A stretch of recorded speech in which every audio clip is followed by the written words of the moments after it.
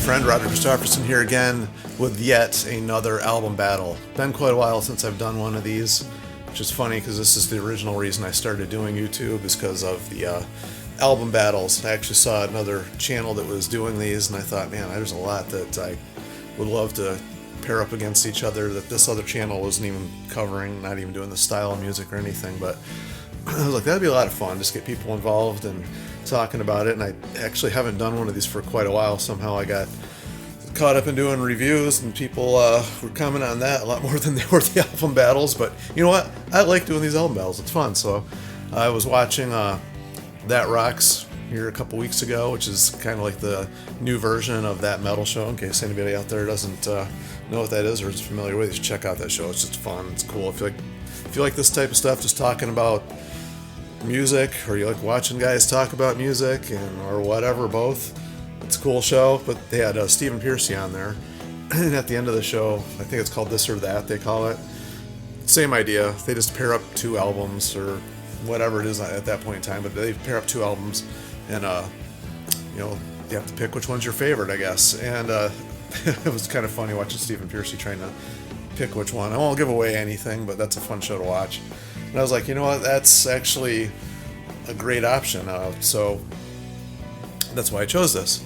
And this is one of those bands and albums that when it first came out, I was like, when Ratt first came out, I should say, I was heavily immersed in music, learning guitar. I wanted to write music, I wanted to be in a band, all that stuff. I was really young, early teens.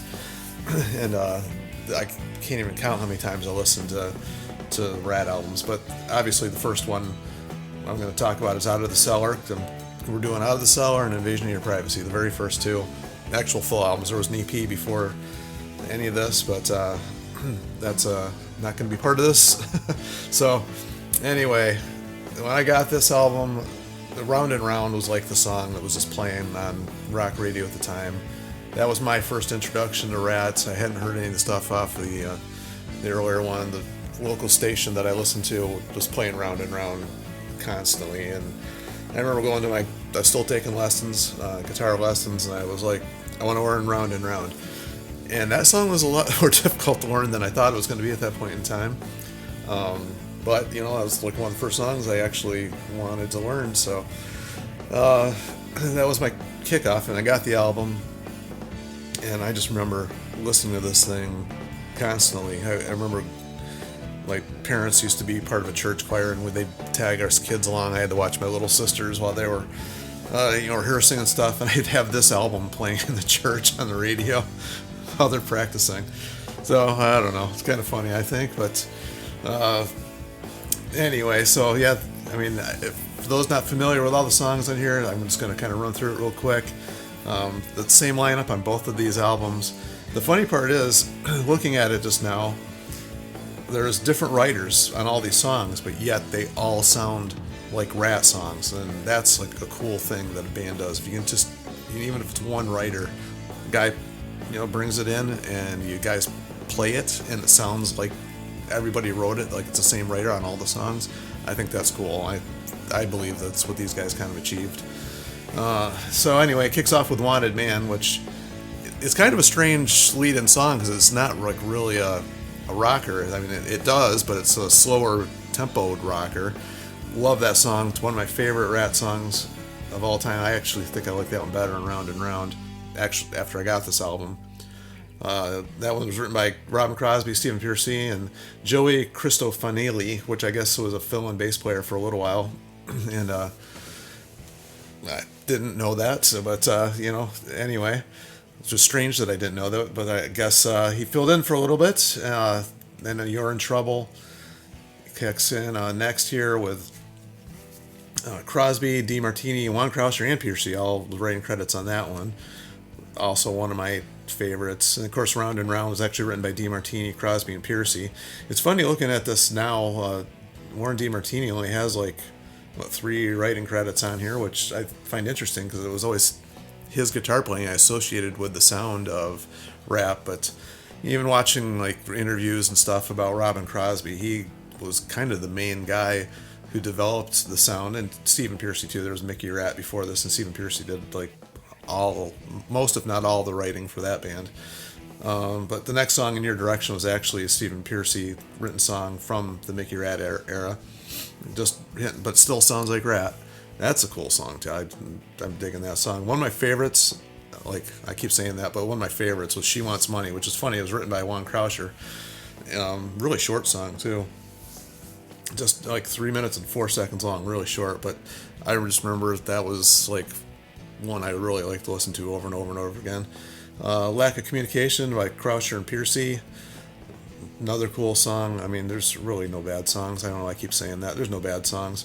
Back for More. I got Crosby and Pearcy with writing credits on that one. The updated version from the EP.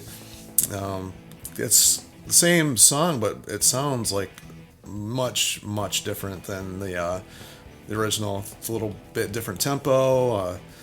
The arrangement's kind of the same, but they definitely clean. Well, obviously the recording's better. Beau Hill produced this one, and really clean production on it. The whole album, that is Beau Hill. And Morning After has got writing credits for DeMartini, Crosby, and Pearcy. And I'm Insane, solely written by Crosby.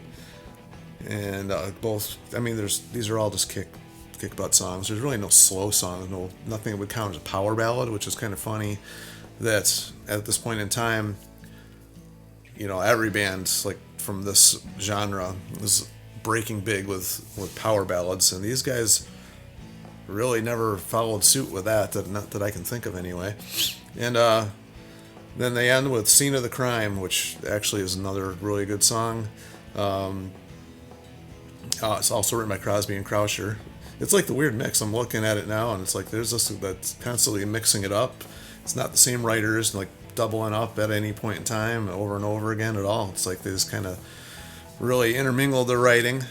I remember watching a couple of different things on In Bloom, what is it called? Full in Bloom, yeah. It's a YouTube station. They had an interview with Beau Hill that I've seen several different parts of. He was talking about how Warren DeMartini was always worried about how he was getting ripped off, and the other guys were, doing stuff behind his back and changing stuff. So there was, issues way back right from the start with this band. Still to this day, there's all kinds of issues going on. It seems like that never ever went away. Sometimes when there's tension in the band and there's all that type of stuff, that somehow creates really good music, and I think that's what they did with this one. Now, when Invasion of Your Privacy came out, I remember exactly when I first heard the first song, You're in Love. I was walking in the mall. I can't remember who I was with, but I was in the mall.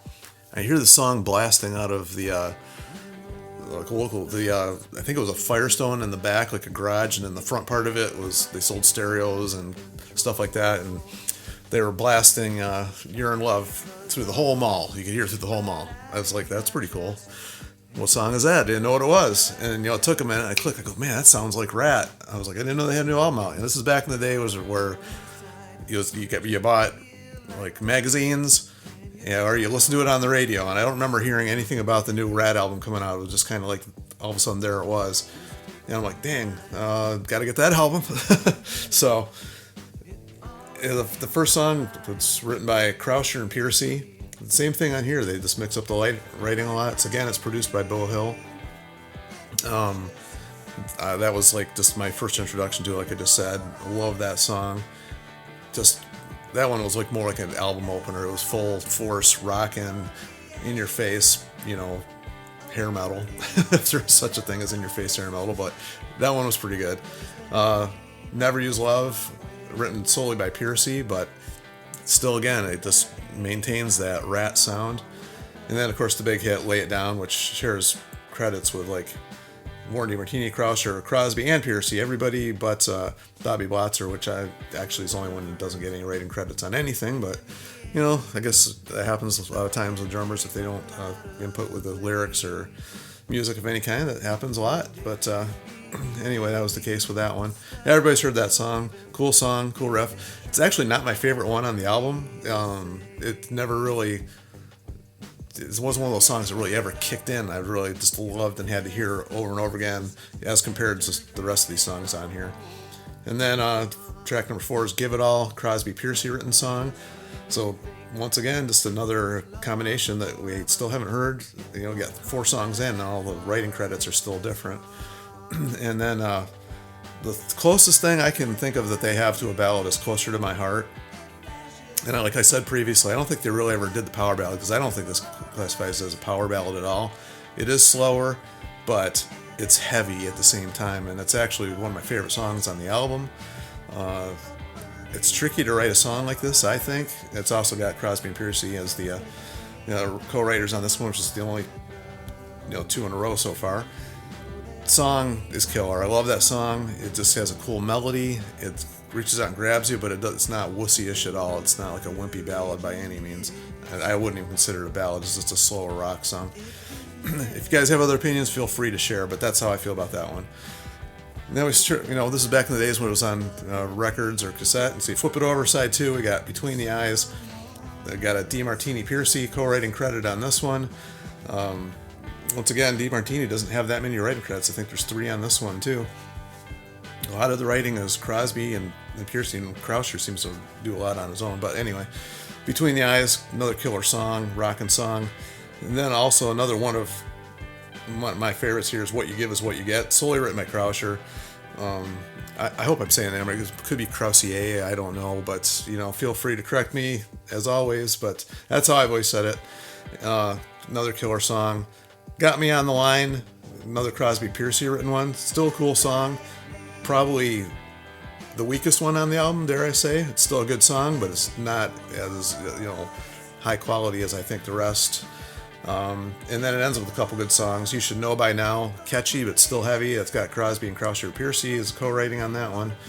Really, it's like probably the catchiest one on the album, but still maintains its heaviness and it's got that Ratt sound. And then it ends with Dangerous But Worth the Risk, co-writing DeMartini, Krauscher, and Piercy on that one. Another killer song. It ends on a high note. Started on a high note, ends on a high note. Now that comes a part of this whole thing where I'm supposed to pick which one is my favorite one. And as I'm reading through this again, I listen to them both again because I haven't listened to these in, a couple years anyway. I like Ratt, so I pop them in every now and then. It's one of these bands that I never stopped listening to. My personal feeling is that the first 2 are their strongest albums. I don't think they have any really crappy albums. They got some that are obviously better, the first 2. And they did some experimental stuff, and they tried some different styles on a couple of the other albums, but I've always liked everything they've done as Ratt, as the real, full band as Ratt. There's some other stuff that out there that's been released over the years that isn't these guys, but these guys are always the ones that I look to as Ratt. That being said, I'm hesitating because it's really, I don't know, even now looking at it. I thought I knew which one I was going to pick, but man, they're both killer albums. They both have like the same amount of songs, same producers, same like rating sharing, all that stuff. They have a very similar sound. They didn't change up much at all from the first 2 albums as far as overall sound. I don't know. I thought I was going to say Invasion of Your Privacy, but you know what? I think I'm going to have to go with Out of the Cellar just because that was my introduction. That was what made me want to play like guitar like that. I actually, a lot of my style of writing at that point in time came from learning the different inversions of chords they were using from that first album. They still did it all on the second one, but Out of the Cellar is my introduction. I guess that's Tawny Katane on the cover, in case I didn't mention that, who unfortunately we lost here a couple years ago. Did all the White Snake videos and everything too. She was actually the legs that were on the EP as well. And I don't know, just all that, and just because that's just where everything started for me. I guess I'm gonna have to go with Out of the Cellar, but Invasion of Privacy, man, they're both like amazing albums. You can't go wrong with either one. So this doesn't even matter which one we pick. They're both great albums. So anyway, I got through another one of these. I've been wanting to do this one for a little over a week now. I had to listen to them first again, of course, and like go through everything and do it that way. So thanks for sticking with me through this one. Hope you guys enjoyed that. Make sure you like, share, subscribe, all that fun stuff. Be sure to comment what you guys like, even if it's a different album than one of these 2. Feel free to throw that in the mix or whatever. But anyway, until next time, We'll see ya.